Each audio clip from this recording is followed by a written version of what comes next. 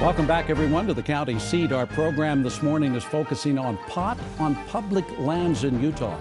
It's a very serious problem. It's costing you, the taxpayer, money. It's harming our environment, and it could become dangerous to those who stumble across such an operation. Our guests are Frank Smith, a special agent in charge of the DEA in Utah, and Mark Gower, who's the sheriff of Iron County, Utah. We saw in the story earlier that Chad did of an operation in Washington County that law enforcement moved in, and you had to actually helicopter the number of plants out. You had to pick them up with huge helicopters and get them out of this operation. How are these growers getting these plants out of a farm in the back country without being noticed? How do they do it? Well, it's interesting because we're always amazed when we go into these grows at their ingenuity. They'll run miles and miles of trickle line to feed water into these grows. I was wondering about that, and it's just incredible to see what they do, but it's also incredible to see the damage they do to the public lands.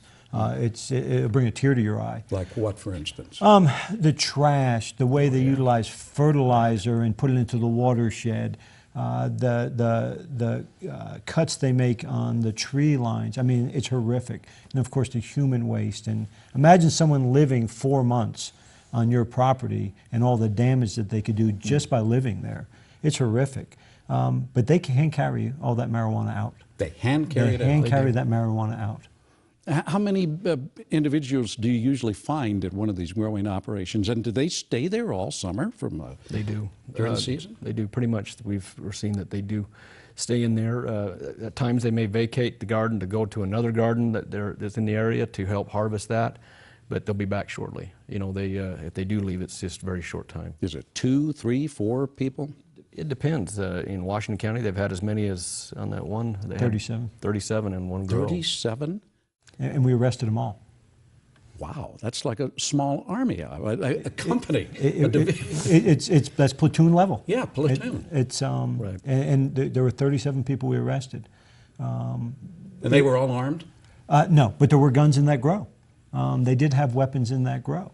So that's always our concern. You know, we want to protect the public, but we also don't want to get hurt when we do these type of operations. So we've done a lot of training, joint training together, right. And we do these as paramilitary operations. Moving in at night and early morning hours, depending on, you know, each grow will write its own rules of how we'll plan the what we call the takedown, and so it's you know, it just depends what intelligence we're gathering prior to the date we decide to take it down.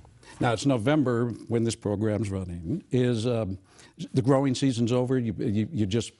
You don't have to worry about it until next April? Yeah, we think so. I mean, I guess lower elevations, you know, if it's not freezing yet, there's a potential they could still be growing in the lower elevations down Washington County or Kane County, but pretty much we'd think it's done by now. Are they doing this in other states as well, Frank? I think you alluded to that earlier.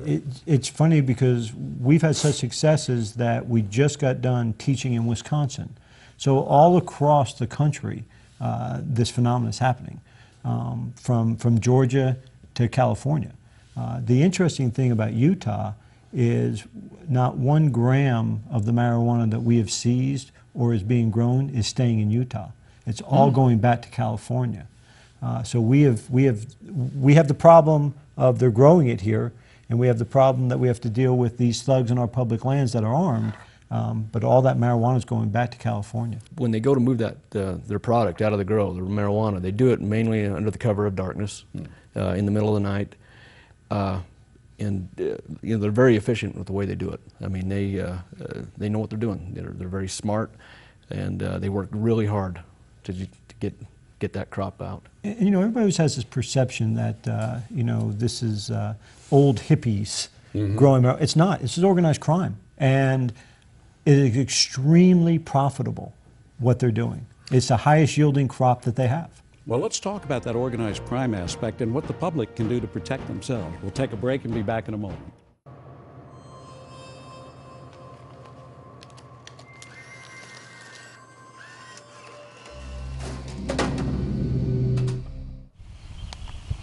Unlimited opportunity for adventure. It's all about knowing where to look.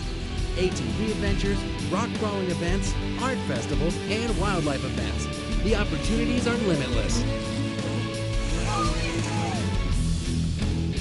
Pick your adventure in Miller County.